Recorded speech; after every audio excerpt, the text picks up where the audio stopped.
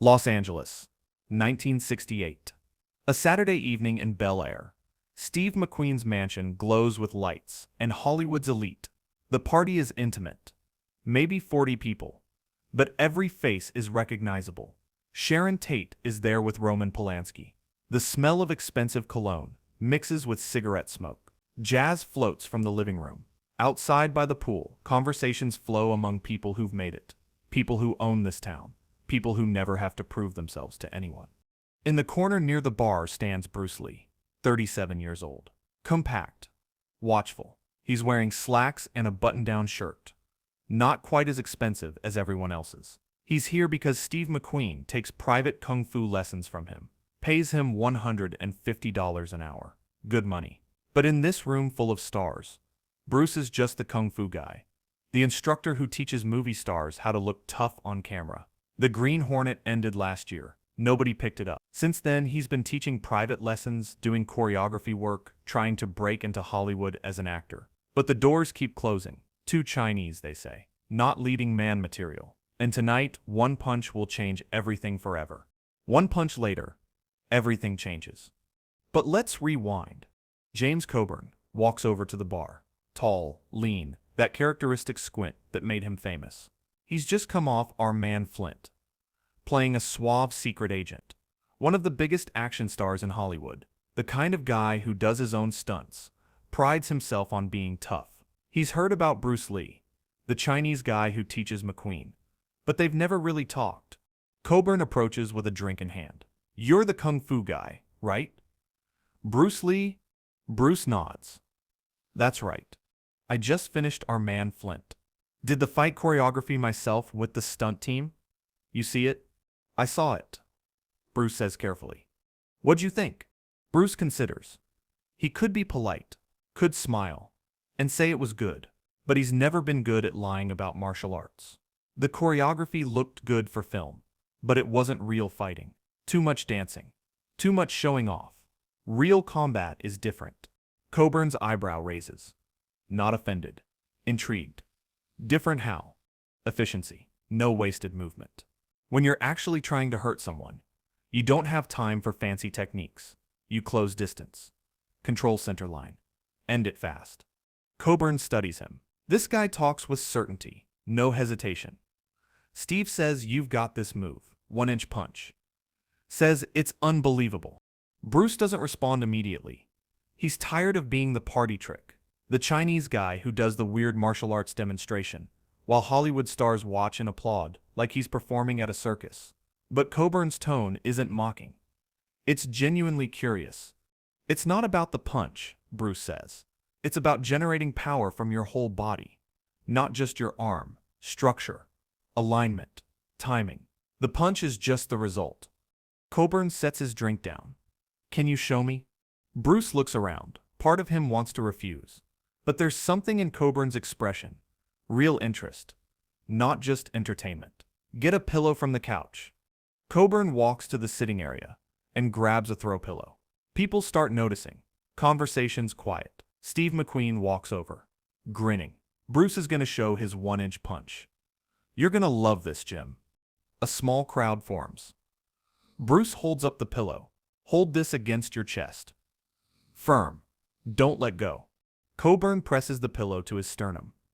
Arms braced. He's 6'2", maybe 190. Bruce is 5'7", 140. The size difference is stark. Someone in the crowd chuckles. Bruce stands about a foot away.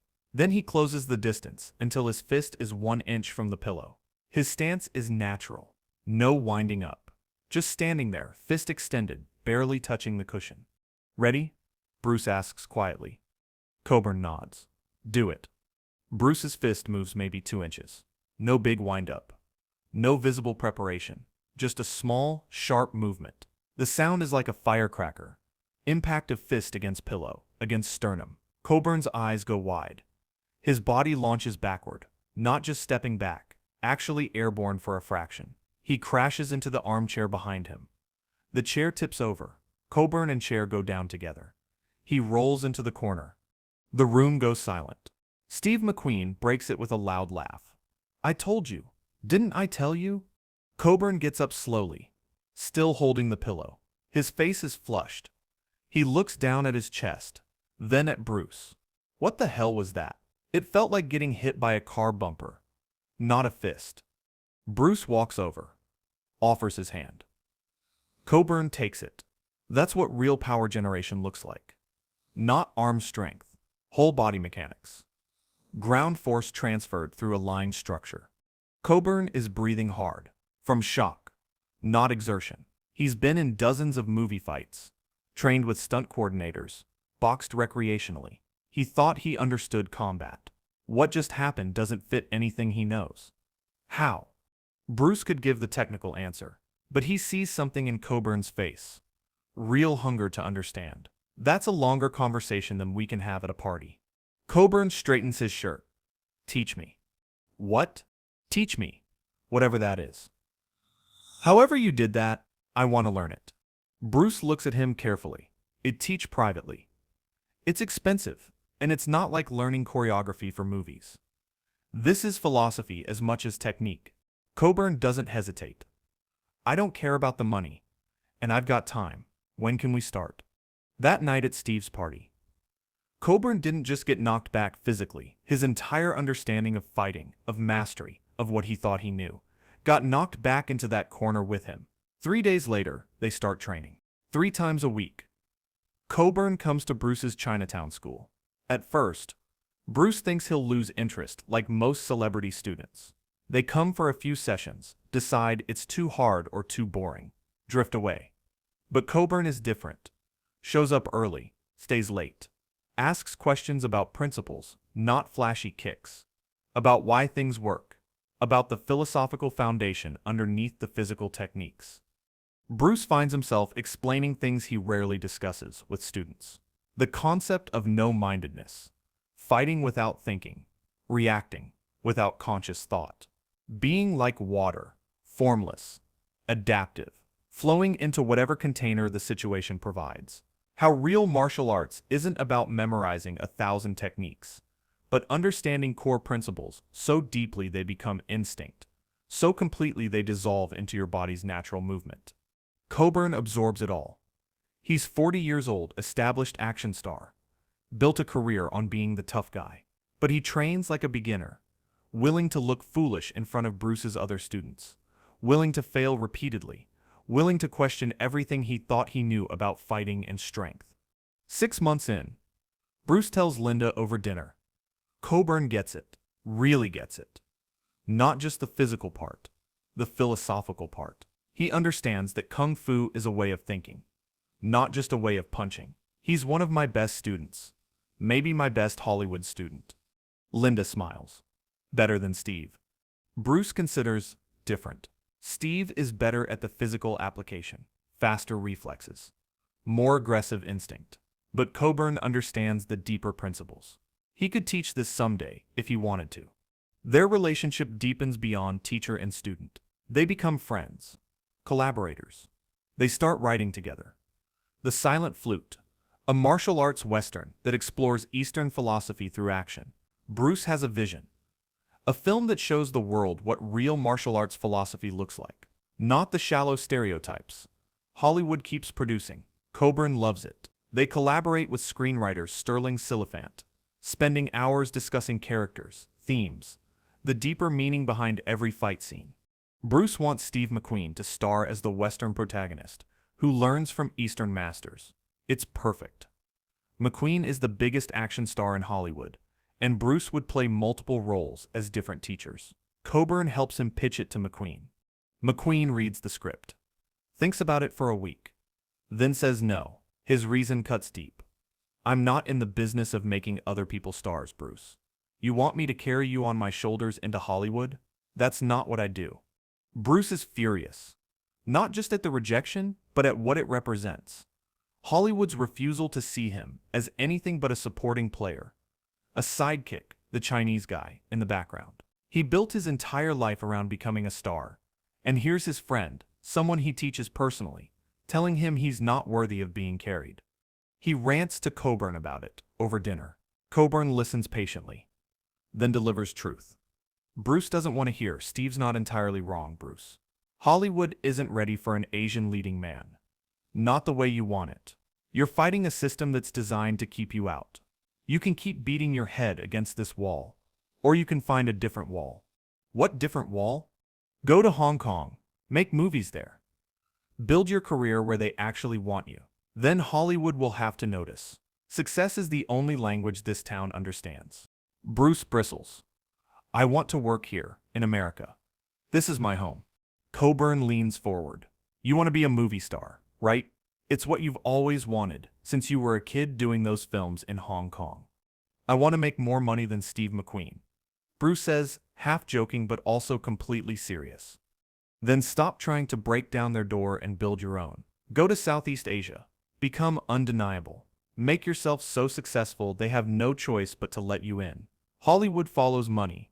Always. Show them you're bankable. They'll come running with contracts. Bruce doesn't want to admit. Coburn is right, but over the following months, as more doors close, as the silent flute falls apart despite their best efforts, he realizes Coburn is telling him what he needs to hear, not what he wants to hear. And in this friendship, both men became teachers for each other. Bruce teaching Coburn about martial arts philosophy. Coburn teaching Bruce about Hollywood reality. In 1971, Bruce goes to Hong Kong, signs with Golden Harvest, makes The Big Boss and Fist of Fury. Both explode. He becomes the biggest star in Asia overnight. Warner Brothers offers Enter the Dragon. Hollywood production. Creative control, lead role, everything he wanted. When he signs, one of the first people he calls is Coburn. You were right about all of it. Coburn laughs. I learned from the best teacher. I learned from you too, my friend. But Bruce never gets to see Enter the Dragon's success. On July 20th, 1973, at 32 years old, he dies suddenly in Hong Kong from cerebral edema. The news shocks the world. Steve McQueen is known for avoiding funerals. When Sharon Tate was murdered, he didn't attend even though they were friends. But when Bruce Lee's funeral is held in Seattle on July 30th, 1973, McQueen flies up from Los Angeles. So does James Coburn. So does the chairman of Warner Brothers. The service is small, private. The pallbearers include Bruce's brother Robert, students Taiki Kimura and Dan Inosanto, and two Hollywood stars, Steve McQueen and James Coburn. They stand on either side of the casket. These tough guys, these action heroes, carrying their teacher to his final rest. Afterward, someone asks McQueen why he came. McQueen, who never talks about feelings, says simply, I cared about Bruce. I felt like saying goodbye to a friend. Coburn is quieter. He stands at the grave after everyone leaves. Someone approaches, offers condolences. Coburn says, people will remember Bruce for his movies, for the fights, the philosophy, the legend. But I'll remember him for that night at Steve's party. One punch changed everything. I thought I knew about fighting, about teaching. He didn't just show me a technique. He showed me that mastery isn't about impressing people. It's about understanding something so deeply it looks effortless. Years later, in interviews, Coburn always speaks about Bruce with reverence. When people ask what made Bruce special, Coburn doesn't talk about speed or power. He talks about that night at the party. How Bruce could have shown off, could have made it about ego. Instead, he made it about truth. The 1-inch punch wasn't a trick, Coburn said. In a 1992 interview, it was a demonstration of principle. Bruce could generate more power from 1 inch than most people could from a full wind-up because he understood body mechanics at a level most people never reach. But more than that, he understood that power without wisdom is just violence. He had both.